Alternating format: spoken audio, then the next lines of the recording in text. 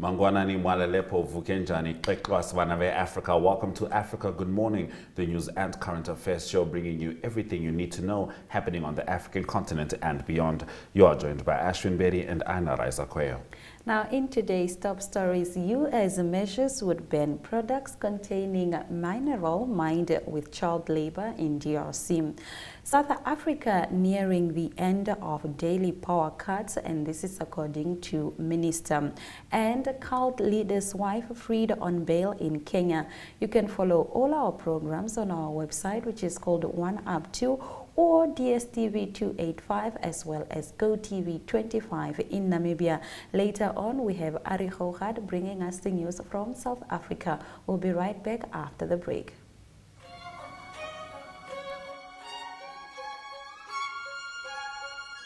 Welcome to Active Kids, a daily TV show that sparks creativity, learning, and fun for young minds. With exciting activities and lessons, Active Kids inspires curiosity and a love for learning. New face to the 15. The perfect mix of play and education.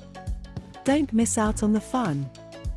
Tune into Active Kids on NTV every weekday at 10 o'clock and let the adventure begin.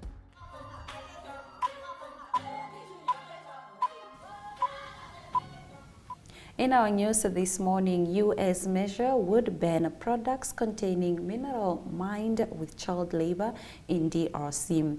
A measure has been introduced in the U.S. House to ban imported products containing mineral critical to electric vehicle batteries but mined through child labor and other abusive conditions in DR Congo. The bill targets China, which sponsors a Republic Rep.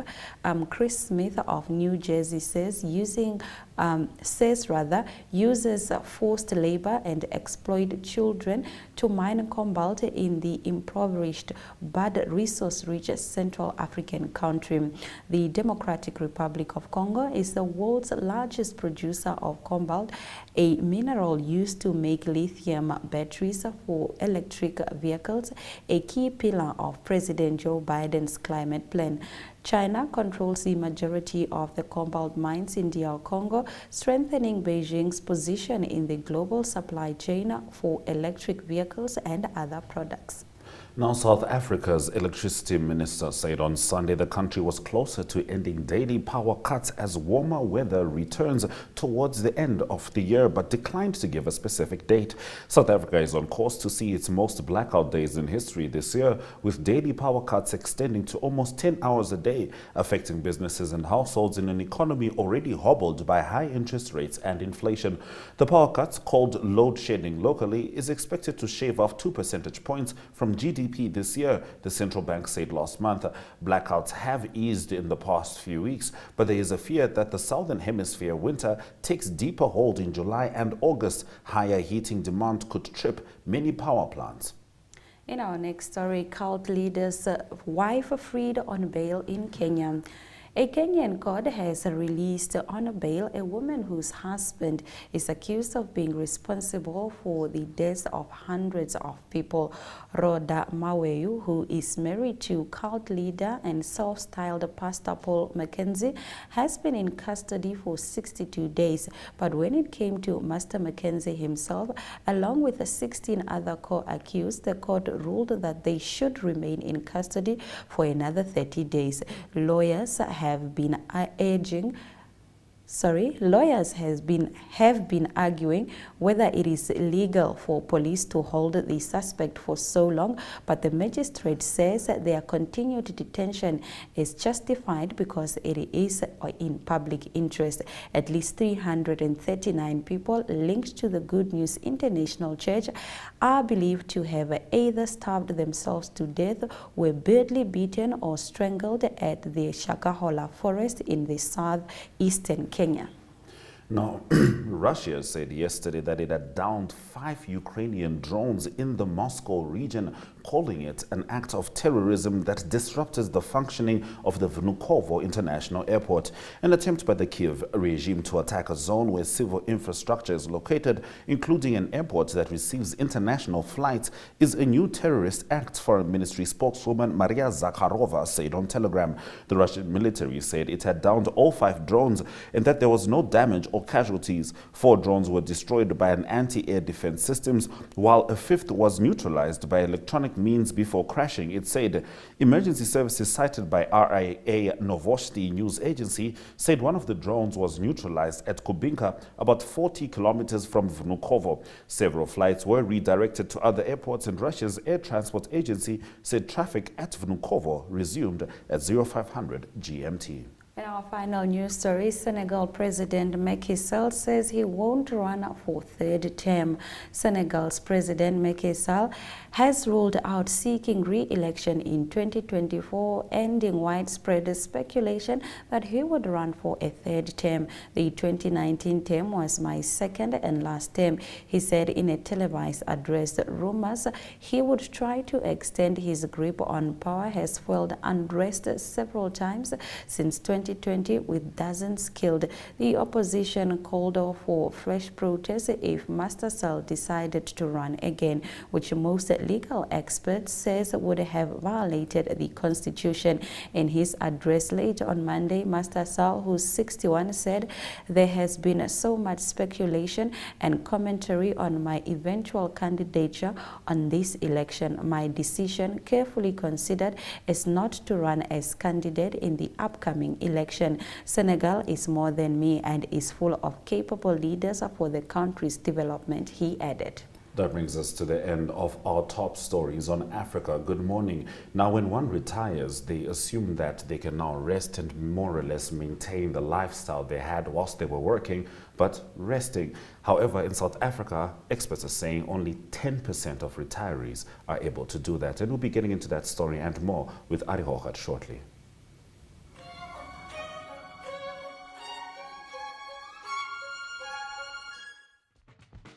Welcome to My.NA Cars, your ultimate destination for everything automotive. I am your host, Diana Master. Teamwork makes the dream work, right? Discover the latest models, innovative technologies, and expert insights from our passionate hosts.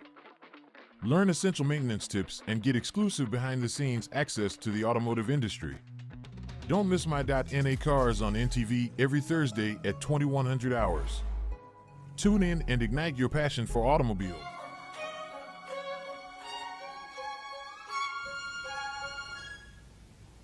Now, we're hoping to cross over to Arehoha, and we'll continue to attempt to do so, but sometimes it does become a hit or a miss, especially considering load shedding in South Africa. However, we move along for now. Yolanda now spoke to Asad Abbas, software services manager at Green Enterprise Solution, about how businesses can revolutionize their output and efficiency with robotics. Have a look.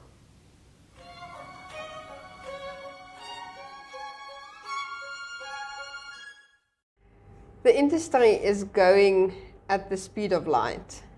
This will mean that our education system will have to incorporate it. Our universities will have to incorporate it. Is Namibia geared for that? Okay, the beauty of these things is, I think what we are building, the things we are building now are so intuitive. Our children are using these things. Yeah. I have a 11-year daughter, she's using ChatGPT. So the thing is, especially RPA, this is a tool which does not require you to have any programming background, nothing. A normal business user or normal person who is working in the industry have some knowledge of Microsoft Office, for example. They can use these tools very easily. So I think what the industry, the software and the hardware industry is doing, the IT industry is doing, is trying to cater for the needs of the business users rather than those geeks. So no, I don't think that you will have to have a specific course in your bachelor's degree to learn RPA. So what's going to come for you is it will be aligned to your needs. You will have to just be a little bit of cognizant of the fact that there is a tool available. It may take maybe 1-2 hours to learn it, and then you are okay to go. Wow, that's quick. So the global RPA market is expected to reach $25.5 billion US by 2027. That is 4 years away. Now, what does this market look like in Namibia? What's the impact? So we have already seen adoption in the private sector. Everybody actually is not only gearing now. I think we are already past procuring and rolling out these tools in private sector already. And we have already seen implementations. I know teams which have been working on RPA for the past 1 year already, and they have implemented solutions which help them. So we have a couple of clients which have done that. If you are not aware, you will be left behind. Definitely the businesses which think that they have to be competitive, deliver better customer service, and have optimized processes, faster response times, they are serious about getting these tools. That's why we see those numbers. And it's not only in Namibia, all around the world. Companies are gearing to compete against each other on a level where, like, if I send you a request for a quotation, you get it in the next 2 minutes. Sure. Rather than waiting for 4 to 6 days to get a quotation. Because that's the reality. Yeah, people are moving fast, they want results. And these are the tools which can help you deliver results. Thank you so much. Thank you for sharing the information. Thank you for putting our viewers a little bit at ease on how we can successfully implement it to better our lives and not to be afraid of the technology coming our way. Absolutely. Ladies and gentlemen, we'll be back shortly.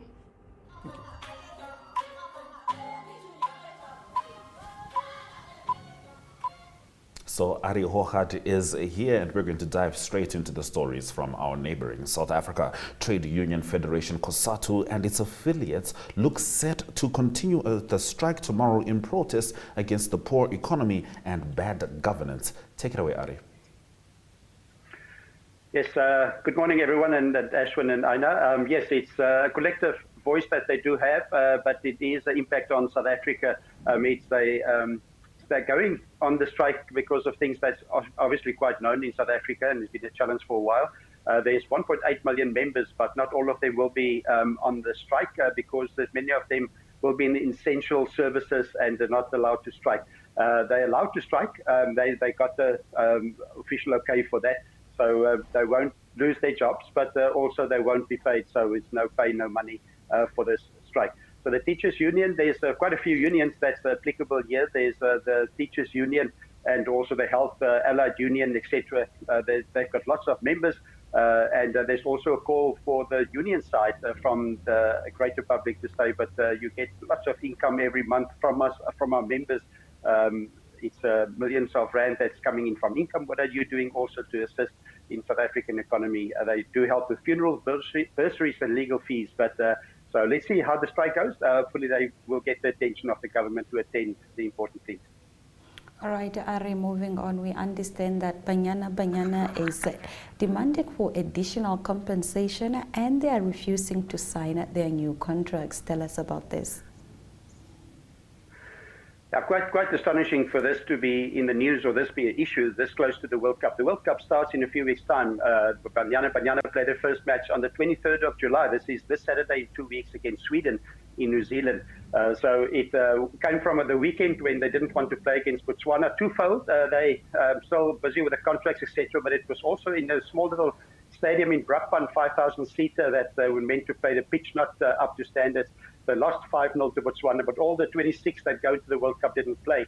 But I think there's also SAFA, South African Football Association, needs to look at the process they apply to have all these things in place. You don't need this to be an issue just before the start. That is Desiree Ellis, the coach of Banyana. She wants to be on the pitch playing in the World Cup. And also SAFA needs to get their house in order because they want to apply to host the 2027 Women's World Cup in South Africa. This doesn't look good. 2 weeks out from the World Cup and the admin not in place. So let's hope they can sort. Indeed. Now, speaking of contractual standoffs, earlier in the year we were talking about Botswana and De Beers reworking their contracts, and it seems like they have come to an agreement which stretches to 2054. I imagine, if I'm not mistaken, I read somewhere about 50% somewhere there in the deal? Yes, that's a joint venture. That's 50%. It's 50% the beers owned, 50% Botswana government owned. So it's the biggest. They've got the biggest diamond mine in the world. So lots of diamonds coming from that region. But what's new now? There's lots of money obviously made by the diamonds, but there's 1 billion fuller per year going to be pushed back into the community, and that's what government confirmed. That is 25 billion US dollars, so that is a big amount. The Yoaneng mine, that's the picture there of the mine, biggest in the world. So obviously lots of volumes coming out, but it seems like there's enough diamonds to go up to 2054. That's good for the Botswana economy. Gladly, they have 50% owned of the Botswana. That all the money don't go into just other companies' hands. All right, Ari, and finally, and please briefly tell us about the experts in the financial sector rather, that says that only 10% of retirees in South Africa can maintain the same standard of living prior to retirement. Yes, I think that's probably applicable for most of the world and definitely the whole of Southern Africa, but it's just the ability of people to retire, so to speak. But I think we've come to an era where people will work longer, we're getting older as well, but there's an old pension fund that South Africa pays 2,000 Rand a month for people older than 60, but unemployment's still an issue. People 34 years and older, there's 3 million unemployed people in South Africa, or workers in South Africa. Unemployment for the younger age more than that. So hopefully people will start to put away a little bit for savings, but at the moment it's just tough to get a job in South Africa in certain sectors as well. So hopefully there will be enough money for our when we get older. Yes, indeed. Thank you very much, Ari, for bringing us the news stories from South Africa.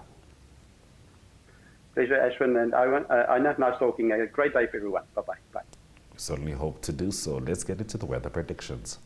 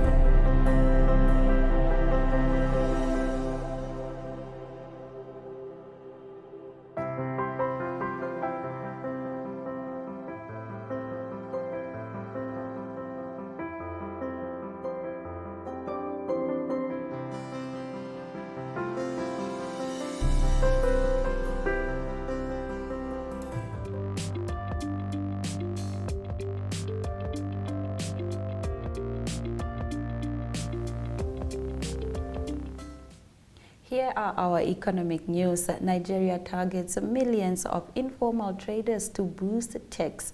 Nigeria's Federal Revenue Agency said on Monday it had partnered with a traders association to collect value-added tax from millions of informal traders, part of a push to widen the tax base by President Bola Tinubu's government. Africa's largest economy has embarked on its boldest reform agenda in decades, including the removal of a popular petrol subsidy and restrictions on foreign exchange trading, a gamble by Tinubu to try to boost sluggish growth. Nigeria has one of the lowest tax collection rates in the world at around 10.8% of GDP, according to the Federal Inland Revenue Services. Now, the impact of the climate crisis is threatening the right to food. The UN Human Rights Chief alerted on Monday 828 million people faced hunger in 2021, and the crisis is projected to place up to 80 million more at risk by the middle of the century, Volker Turk said during the 53rd session of the Human Rights Council. Our topic is the right to food, and clearly this is comprehensively threatened by climate change. Extreme weather events and both sudden and gradual disasters caused by climate change wipe out crops, herds, fisheries, and entire ecosystems. Stay with us as we head into the economic indicators just before the sports.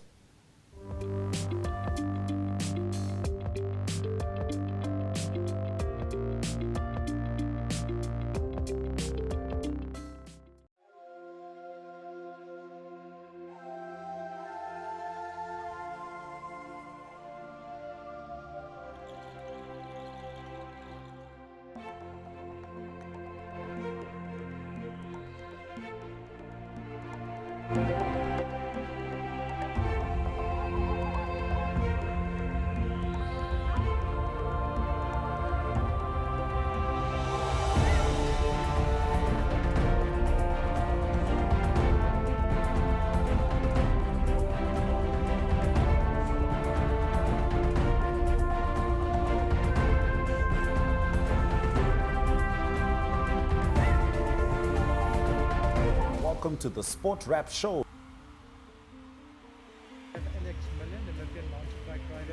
I'm in conversation with Harry Simon, who just won the fight against the guy from Malawi. How is it? And for us Manchester United fans, a lot to be excited for. Met al sy verdoelskoppe geslagen dus. Okay. And are you happy about the overall success of the event? Our number one spot is... Indian boxer Lucas Ndafoluma is itching to fight again. It's the Winter Wrestling Club's tournament today. It's the Open Championship and all these cool sports. So today we're not that much. Yeah, I think... Adenebo has been on my radar for some time. Sorry. Safi skramskakel wat aangekeerd.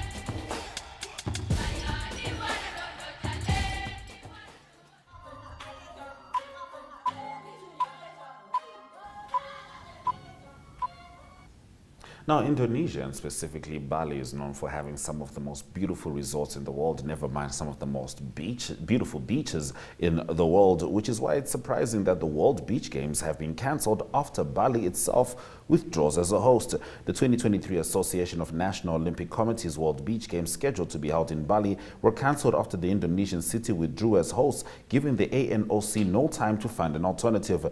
It is with great surprise and extreme disappointment that ANOC has learned that the Indonesian Olympic Committee has withdrawn from its commitment to host the World Beach Games and the ANOC General Assembly in August 2023, it said on Tuesday.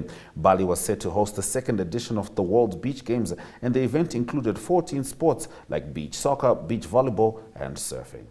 In our next story, striker Firmino joins Al Ahly as a free agent after leaving Liverpool. Brazilian striker Roberto Firmino has joined Al Ahly on a free transfer following his departure from Liverpool, the Saudi Arabian side said on Tuesday. "I always played for big teams. Now I'm in Al Ahly," Firmino said in a video on Al Ahly's Twitter account. The 31-year-old signed a 3-year contract and will team up with goalkeeper Edouard Mendy, who also left the Premier League after 3 seasons with Chelsea. Si, senor. Belgian Jasper Philipsen won his second successive Tour de France stage amid scenes of chaos as several riders hit the ground on the final circuit on Tuesday. Australian Caleb Ewan took second place and German Phil Bauhaus finished third in the fourth stage, a 182-kilometer ride from Dax, with Briton Adam Yates retaining the overall leader's yellow jersey. After the peloton rode at a snail's pace most of the day, things got hectic in the finale on the Paul Armagnac racing track near the vineyards that once belonged to 1973 Tour champion Luis Ocana of Spain. And in our final sports story, Garcia to miss the first British Open in 25 years.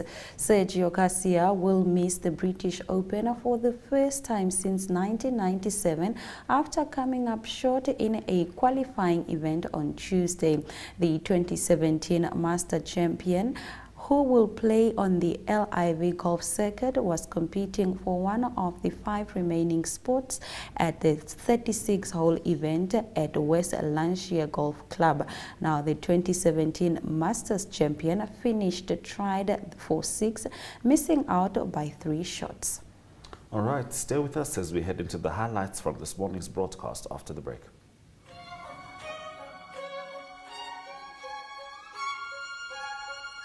Welkom op Klets Kompas. Hoe ervaar jy jou eerste besoek aan Namibië? Is al goed wat julle by PwC Namibië op julle wenslysie het? Watse projekte het jy in die pipeline? Ek moet sê, daar's 'n bekendheid aan Namibië wat ek sien, jy weet, dit herinner aan Suid-Afrika. Dis net minder donker. So wenslysie het van taal. Ek vind daar is geen beter medikasie. Ekonomie het 'n geweldige knock-on effek. Met dit dat julle nie soveel beerdkrag het soos ons nie.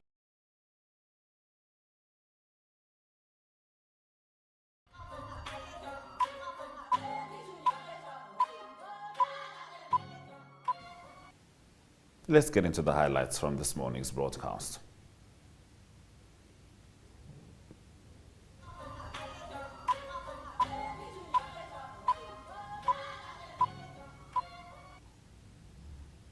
U.S. measure would ban product containing mineral mined with child labor in DRC.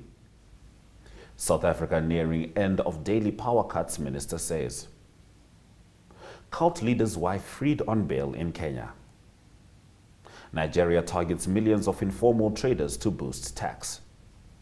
And those have been our stories. We thank you very much for watching our show this morning. Please be reminded that you can watch Africa Good Morning on DSTV channel 285 as well as GoTV 25 in Namibia.